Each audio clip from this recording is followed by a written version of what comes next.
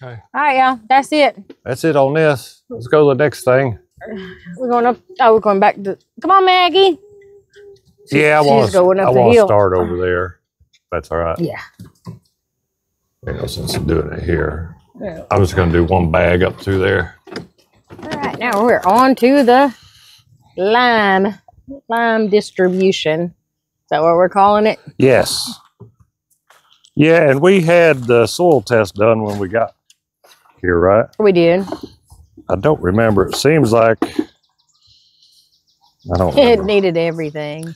Yeah, it needed to go heavy on lime. I think it was 1,500 pounds per acre. Yeah.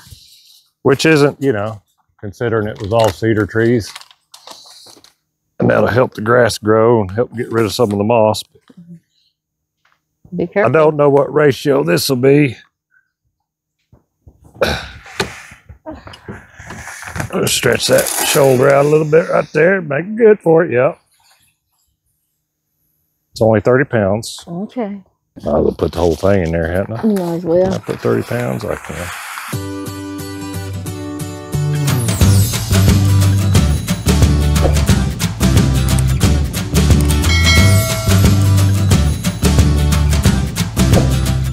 Not too bad. Nice to be able to do a little bit of something.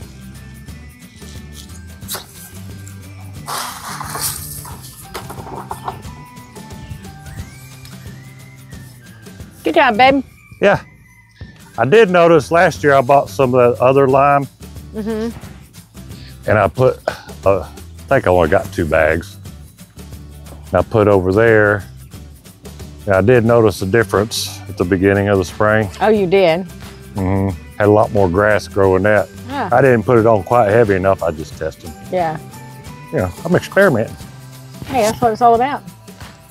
On to the next. Yeah, you want to take the elderberries to the house? You want to ride or you want to drive? Oh, all right. Okay. Crane. Oh, he's down there. Crane was down there eating our fish.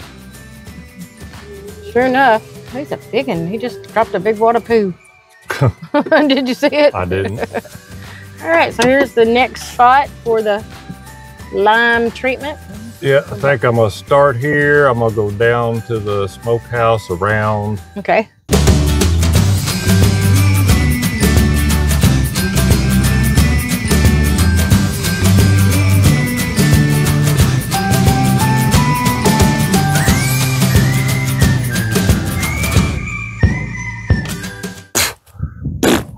That didn't go very far. I put it on pretty heavy. Okay. This is starting to do pretty good. Yeah. If I keep it weed eated down. Yeah. I'd rather go up through there. Let's just run to the top and put the last 2 bags at the very top. Okay. That sounds like a there's good very plan. little grass. Yeah, because this is looking pretty good right here too. Yeah. I mean, that's... Yeah, that until has, all that yeah. stuff's cleared out. Yeah. Just put the last 2 at the very top. Plus the sheep eat the Lespedeza, so... They will, yeah. Now we'll have it on video where we put it, so we'll be able to tell if stuff's turning greener. There should be a strip. So when in the spring? It says fast acting, but it'll probably take to the spring. Okay, so we'll do an update. Before we'll notice. We'll do an update in the spring. Yeah. How's the cowpeas looking? Thin.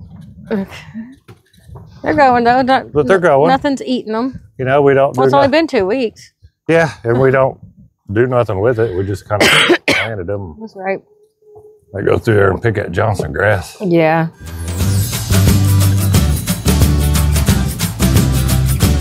Look at that view, y'all. Look how good that looks. Sounds like Shorty's mowing. They're beautiful up here. It's pretty up here. Yeah, this is a beautiful Oh, in view. the winter time when all the leaves are gone, you can see. Oh man, yeah. It looks good. For days.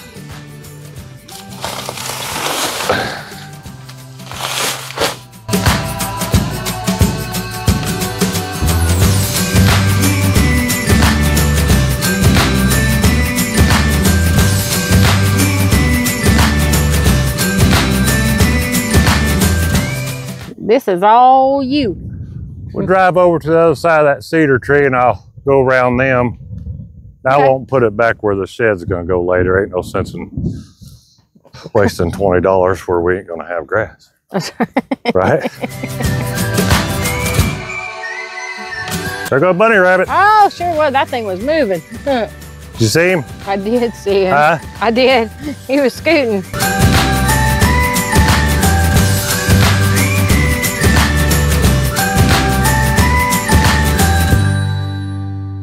Might as well get it out of my pocket. I'll say you got some in your pocket.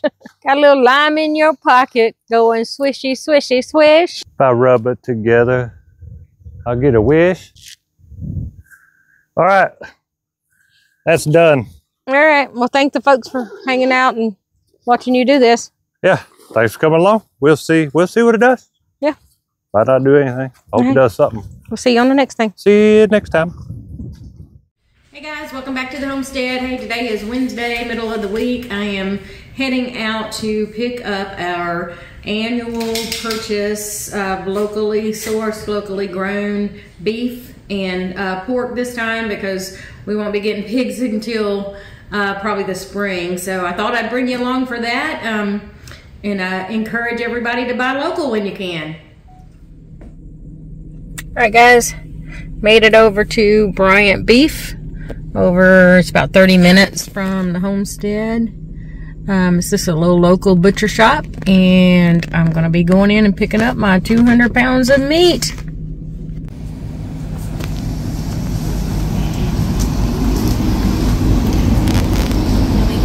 I can't believe it. Oh, that bacon looks so good. Alright, got my 200 pounds of meat, and I picked up few packs of chicken, and I'm on my way to pick up some other groceries. But man, I love this place. They're so nice, and the ladies and the people who work here are so friendly, so helpful. So I really just cannot stress enough to buy local if you can find a good place.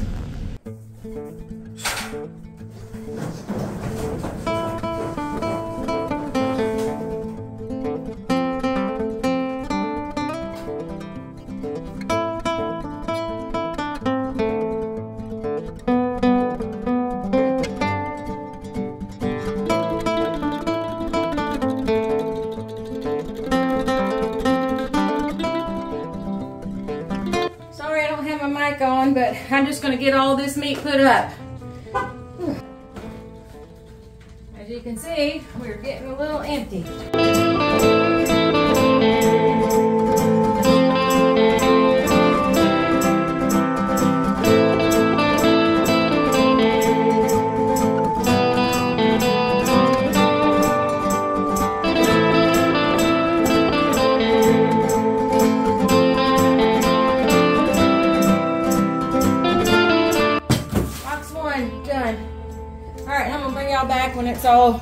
When it's all finished.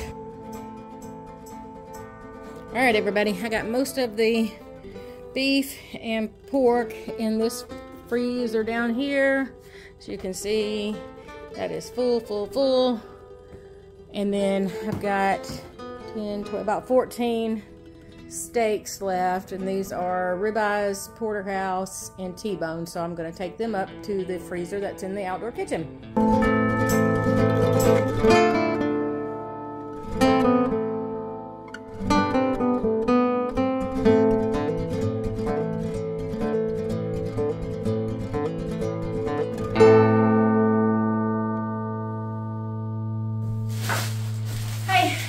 For hanging out with me today and coming along as I went and picked up our annual beef and pork supplies. And I just want to again encourage everybody, if you can buy local, then you know what's going into your food. And honestly, I think it's better, more bang for your buck, because I certainly got all of this beef for a lot less than what we would have paid for individually in the grocery store. So hey, grow your own groceries, grow your own medicine, and buy local, so yeah, get good meat if you can't grow it yourself. So anyway, thanks for hanging out with me. I'll see you on the next thing.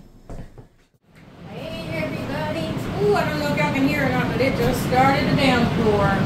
Glad I got through weed eating. So I was just outside weed eating, had grass all over me. Jim was on the mower today because he's home from work.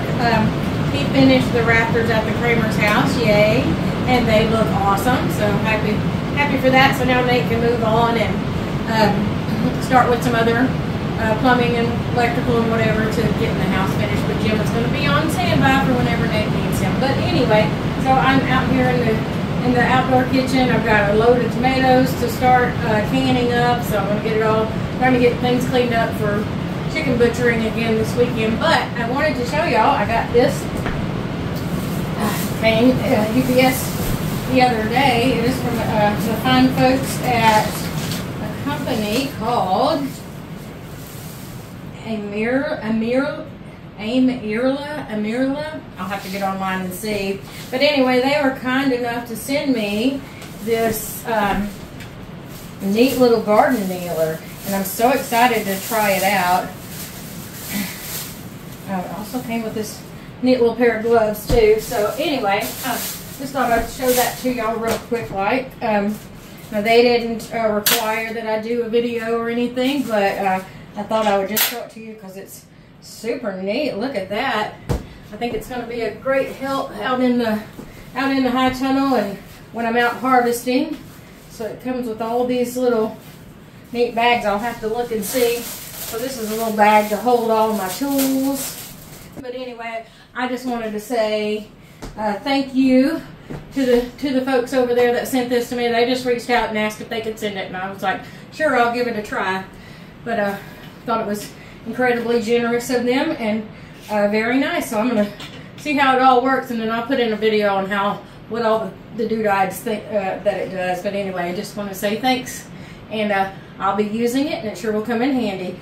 Okay, so the company that sent me this little kneeler is called Amirla, and I believe they are a Canadian company. But anyway, so it is just it could either be a seat where you can sit on it while you're working in the garden, or if you just want to take a break and relax for a minute and just sit and rest, it's a sit. But it is primarily a garden kneeler, and so you would kneel on it while you're in the garden.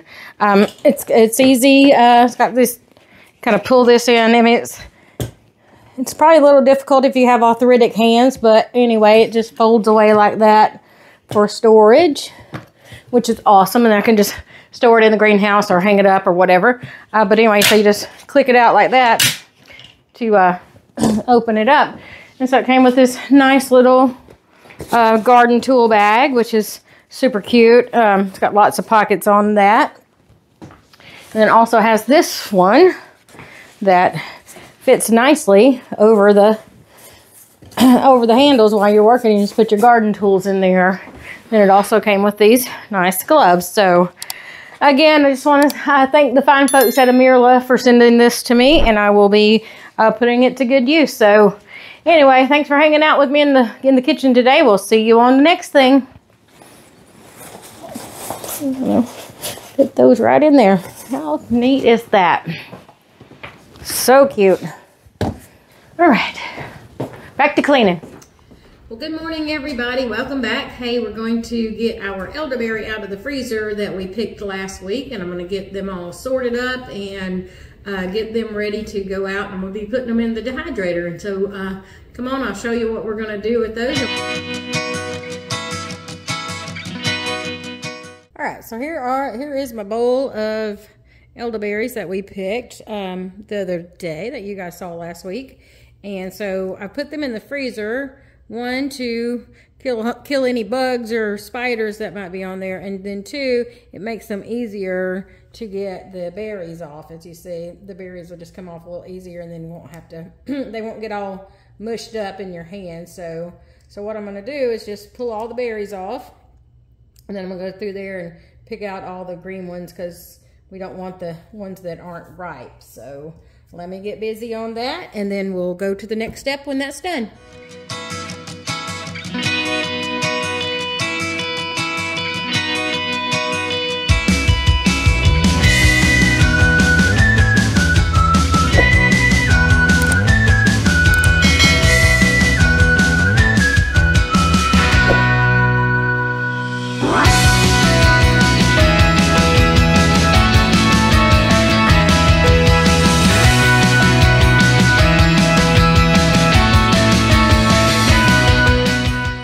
I got about half of the berries pulled off of the stems, and then I put the other half back in the freezer because they were starting to thaw, and got my hands all up. So I'm going to get them on the dehydrator, and then we'll see how much space we have left on the dehydrator, whether I do any more of them today or not. But I might wait for these, because these will probably take maybe a day or a couple days to get fully dehydrated. So I'll meet you up in the kitchen.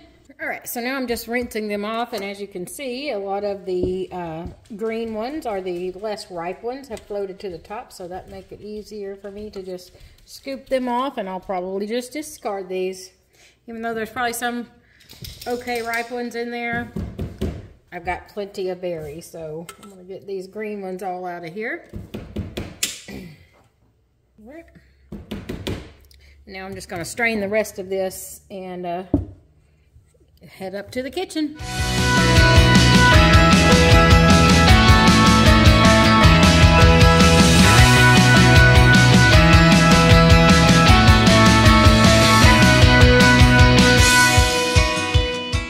All right, everybody. I gave the elderberry one last soak, letting them continue to drain.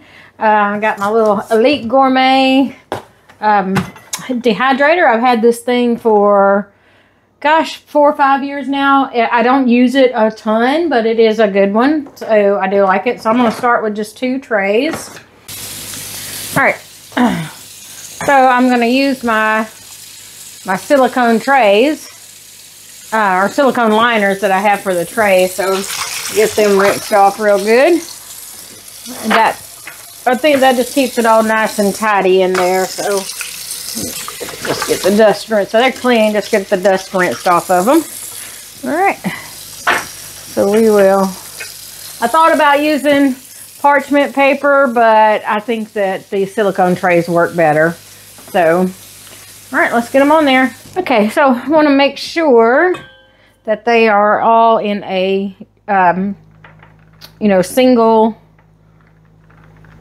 single layer here. So I'm going to just spread them out, and then I'm going to be picking out any stems and as many of the green ones as I can get out of there. So we'll start here. Looks like I might have 3 trays, which would be good. So yeah, let's start with that, and then as you can see, it's a messy process.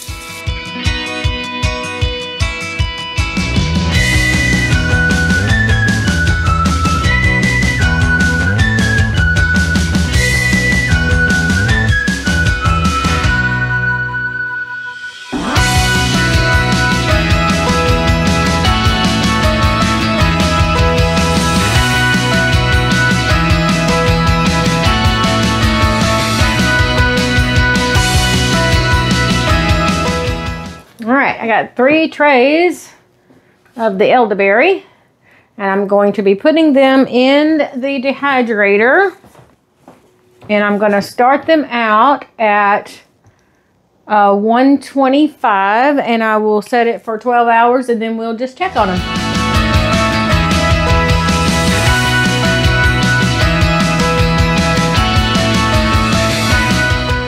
We'll come back in a little bit and get a check on it. Thanks for hanging out with me while I get these elderberry kind of harvested up and washed up and get them dehydrated, because we'll be saving them and using them throughout the winter, because I use dried elderberry to make elderberry syrup and all of that jazz. So I'll bring you back when they're dehydrated, and we'll see how they turned out. So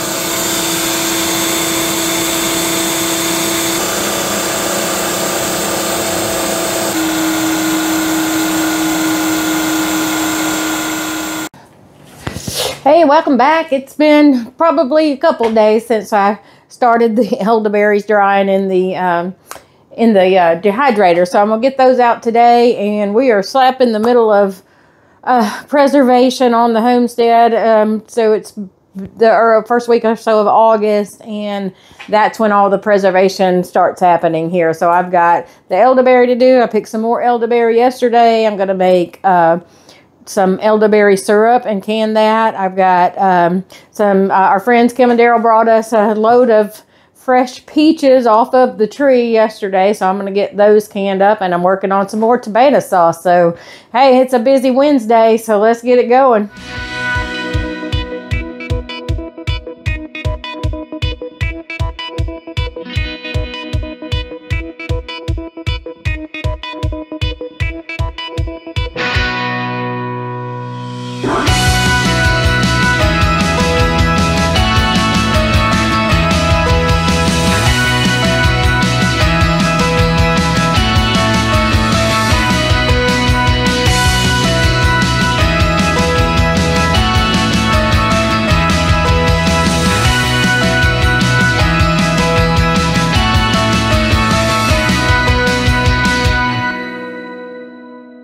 All right, guys, that thing is sealed up airtight, and I don't know if you can tell it or not. I don't know, this is a used can, but it's still, I don't know if you can, it's still sealed airtight. And I put a moisture absorber in there. So as I dry more berries, I'll just add to it and reseal it. So thanks for following, and thanks for hanging out. And I just want to mention, thanks to everybody for all of our new subscribers. We appreciate having you here. And if you like our content, if you're not subscribed, we hope that you will subscribe and follow us along on our journey. We would love to have you.